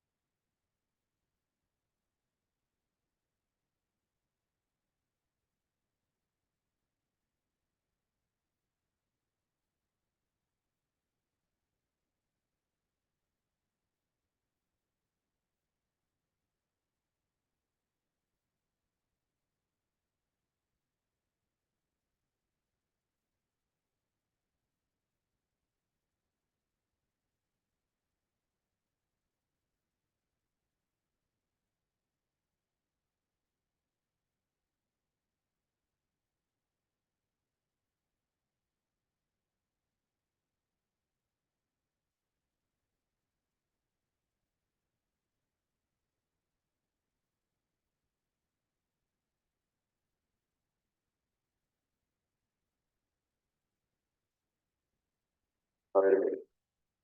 Nosotros, ya voy a poner este ejercicio. Le dan referencial, que son reales positivos, y le dan la siguiente ecuación. Damos x al cuadrado menos x menos 6 igual a 0.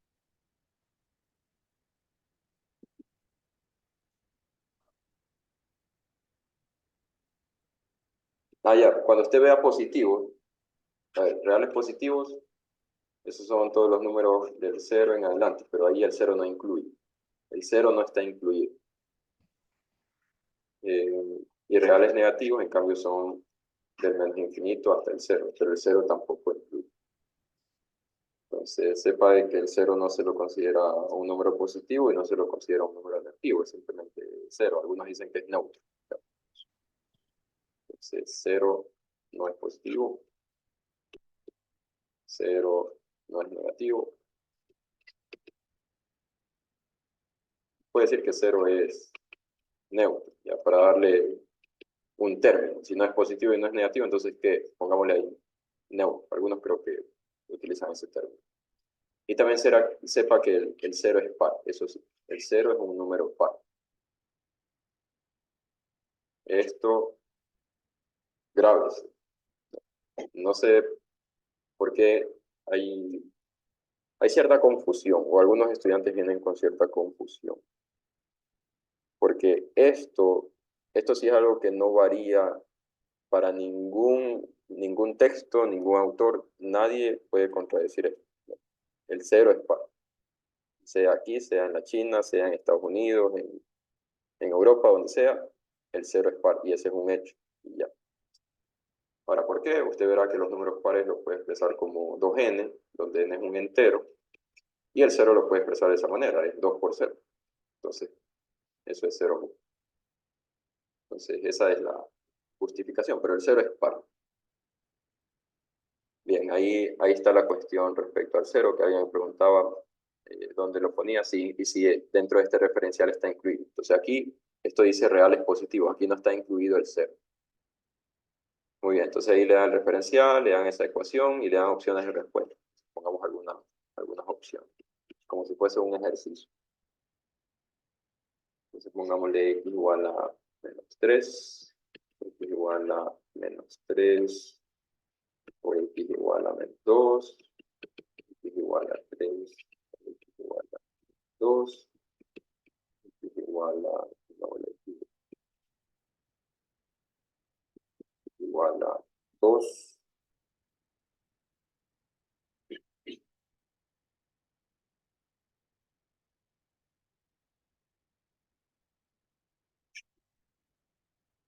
Y ahí.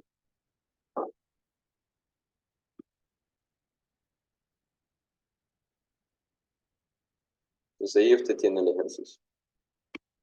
Déjame ver que alguien ha escrito algo. Ok, ya, muy bien. Sí, algunos han escrito la respuesta correcta. Entonces, antes que nada, si usted ya ve el referencial, esto no va a suceder en la prueba, porque de hecho la prueba está hecha para que usted no pueda descartar opciones fácilmente. Pero lo hago de esta manera para poder explicar el concepto del referencial, porque es importante. Entonces aquí el referencial le dice que son todos los reales positivos. Entonces si ya son todos los reales positivos, y aquí usted ve algunas opciones que tienen x y es igual a un número negativo, estoy aquí, estoy aquí. Entonces esas opciones no serían la respuesta. Porque, como le dije, le he estado diciendo, usted solo puede tomar elementos del referencial, no puede tomar elementos que no estén ahí. Entonces esas opciones no serían válidas.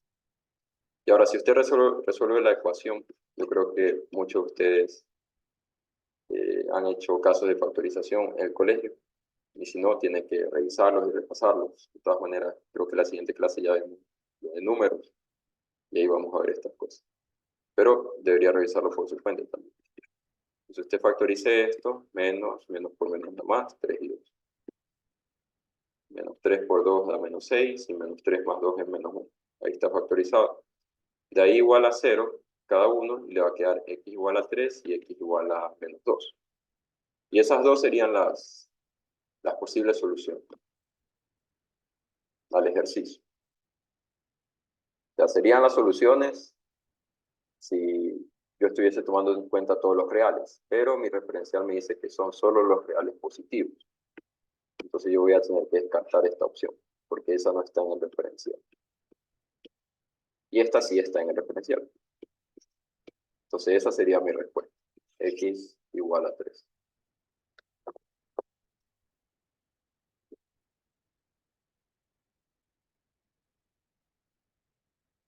Ok, a ver, déjame ver, creo que hay una pregunta. Si yo tengo una solución bastante para comunicar. Sí, Matías, muy bien. Ajá. Esa función que me estás dando es ambas, es par e impar. Muy bien. Entonces, ¿está claro? ¿Alguna duda?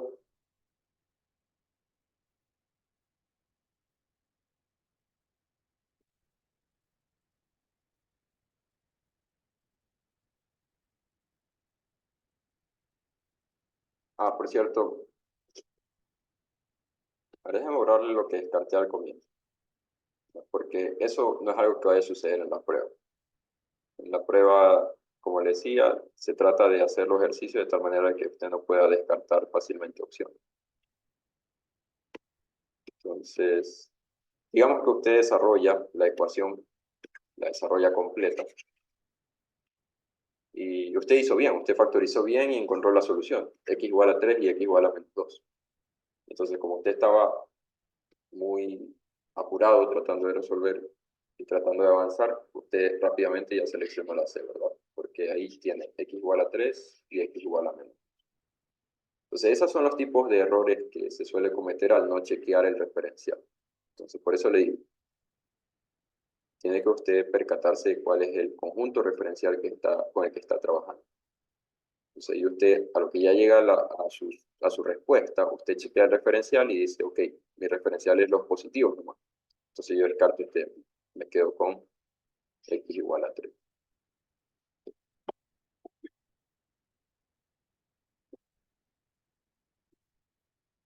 Bien, veamos qué tenemos acá. Creo que vamos a terminar con predicados. Con esto ya terminamos predicados. Aquí usted tiene esta tablita, es propiedades de las operaciones entre conjuntos. Aquí tiene unas propiedades que se llaman de Morgan. Entonces usted puede hacer la analogía con los operadores lógicos. En los operadores lógicos también teníamos las propiedades de Morgan, y yo se las mencioné ayer. Entonces, asimismo, en conjuntos hay esa propiedad. ¿Cuál es la propiedad de Morgan? La primerita le dice que el complemento de la intersección, ¿qué es lo que hace? Hace el complemento de cada conjunto y la intersección se convierte en unión. Similar a lo que nosotros teníamos en la negación de una conjunción o una disyunción entre proposiciones. Entonces teníamos la negación de una conjunción, negaba cada proposición y la conjunción cambiaba a disyunción. Eso. Entonces es muy similar estas propiedades. Ahí usted tiene que revisarlas, tratar de entenderlas, a ver a qué se refieren. Terminemos con esto, predicado de una variable. Veamos este ejercicio. Dice, se define el conjunto referencial, los números enteros del 1 al 10, y le dan esos dos predicados, P y Q. Y nos pide determinar el valor de verdad de cada proposición. Entonces, con este ejercicio vamos a tratar de entender qué es un predicado y qué es el conjunto de verdad.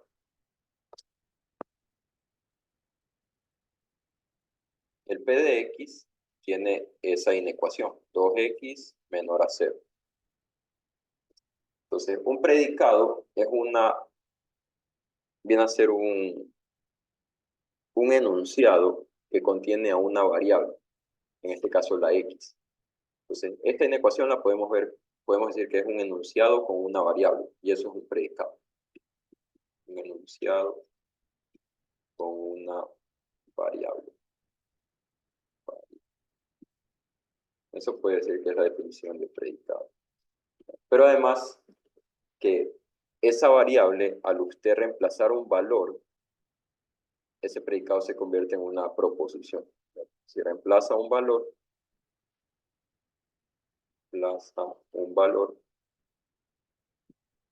el predicado se convierte en proposición.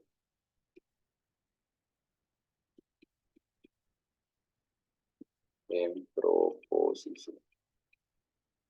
Por ejemplo, para el predicado P de X, esto se lee P de X, P de X. El PX. Entonces, para el predicado P de X, que es 2x menor a 0, si yo reemplazo por algún valor del referencial, por ejemplo, x igual a 1, yo voy a tener 2 por 1 menor a 0. Y eso ya es una proposición. ¿Por qué es una proposición? Porque yo ya puedo decir si eso es verdad o es falso. Que en este caso sería falso, porque 2 me está diciendo 2 es menor a 0. Entonces eso es falso. ¿Ok? Entonces, de manera abreviada, usted puede escribir que P de 1, porque aquí reemplazamos x igual a 1, P de 1 es falso. Eso. Entonces, ahí usted puede ver que el lenguaje matemático le permite simplificar bastante. Toda esta inecuación es el P de X. Y a lo que yo reemplazo el 1, yo ya puedo decir si es verdad o es falso. Hagamos otro ejemplo. P de 2. P de 2. P de 2 significa que yo reemplazo 2 en el predicado.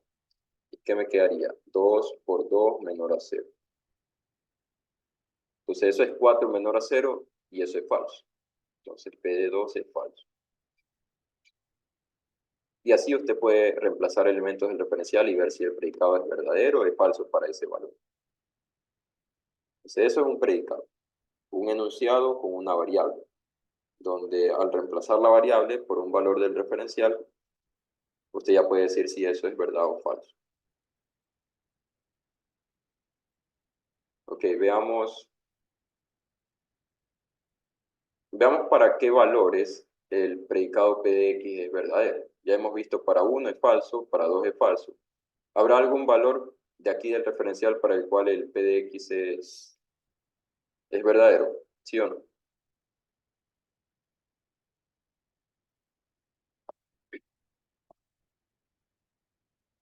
Ajá. Es falso en todo, porque aquí todos estos valores son positivos. Todos los elementos del referencial son positivos. Y si 2 lo multiplica por algo positivo, sigue siendo positivo. Y positivo nunca va a ser menor a 0. Claro, muy bien. Tendría que ser un negativo para que eso me dé menor a 0. Entonces, todos los elementos del referencial van a cumplir de que P de X sea falso. Entonces, no hay ninguno que haga que ese predicado sea verdad.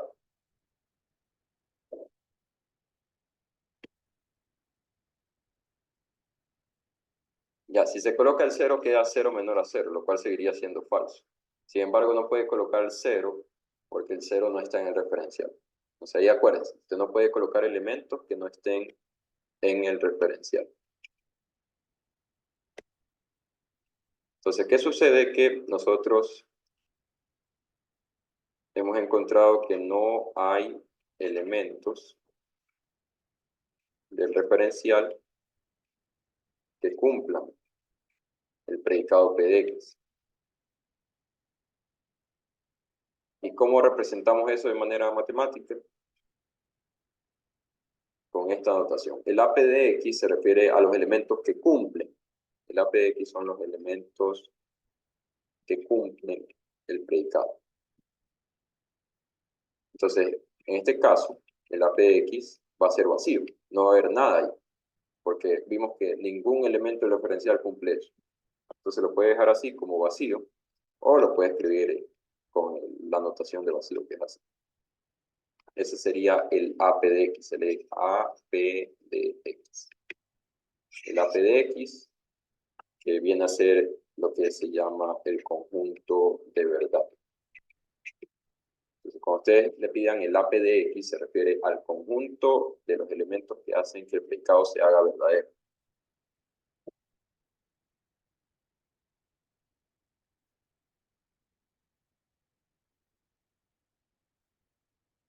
Ya, muy bien. Para que ustedes, aquí les pide determinar el valor de cada proposición. Entonces, ustedes pueden terminar eso.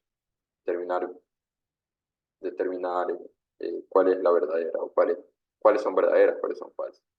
Eso le quedaría como tarea para que usted desarrolle. Trate de desarrollar la mayor cantidad de ejercicios que usted vea en este set de problemas. Yo lo que le hago es dar las pautas o tratar de comenzar el ejercicio. Entonces lo que le voy a hacer aquí es terminar dándole el AQ de X. Entonces vamos a revisar el predicado Q de X. A ver cuál es el conjunto de verdad. Y ya con eso termino.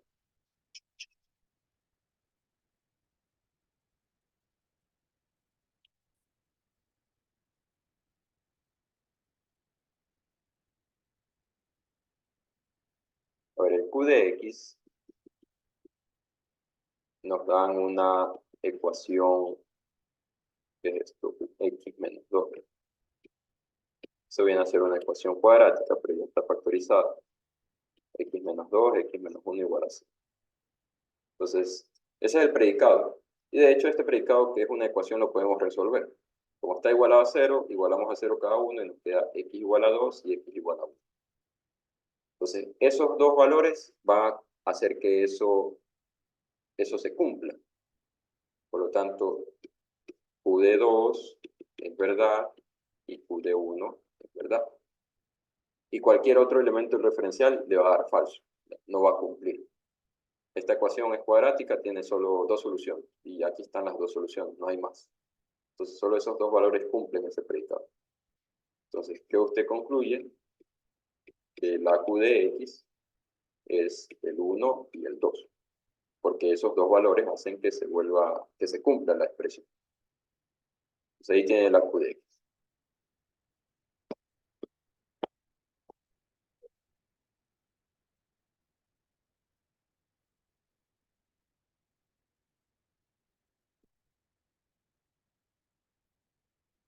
Ok, ahora, ahí nos vamos a quedar. Algunos me preguntaban por el archivo. El archivo, la verdad que olvidé el día de hoy preguntar, o sea, pedir la autorización, porque el archivo no es mío, es de otro colega que lo creó. Entonces, tengo que hacer, la pregunta, si es que está autorizado o no distribuirlo, o de todas maneras ustedes tienen la grabación. Así como ayer les pasé el link del video, esto está quedando grabado y les voy a pasar el link. Y ahí ustedes pueden revisar el video y tienen todos los ejercicios, les he mostrado todo el PDF. Ya, pero para el día de hoy, para el día de mañana ya les tendré la respuesta o ya les habré enviado el archivo si es que me dieron la autorización. Eso de ahí. Entonces, ¿alguna pregunta adicional?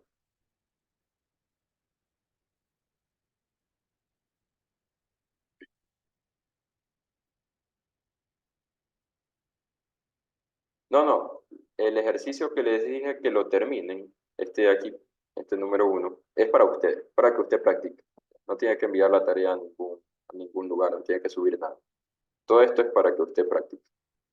Entonces, más bien es responsabilidad suya y determinación suya y cuánta disciplina tenga para hacer lo que se le está recomendando, que resuelva los ejercicios que les enviamos, la mayor cantidad de ejercicios que vea en el PDF, trate de resolver.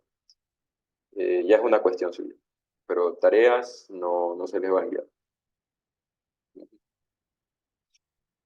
Ok, entonces si no tiene alguna otra pregunta, ahí nos quedaríamos. Nos veríamos mañana. Que tenga una buena tarde. Si tiene alguna otra pregunta, me la hace saber por el chat.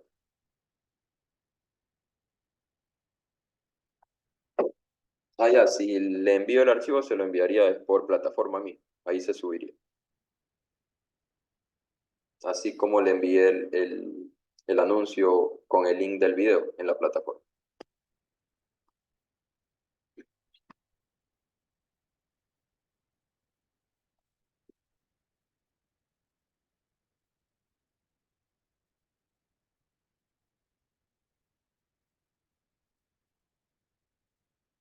Ya, ok, listo. Pase bien, cuídese.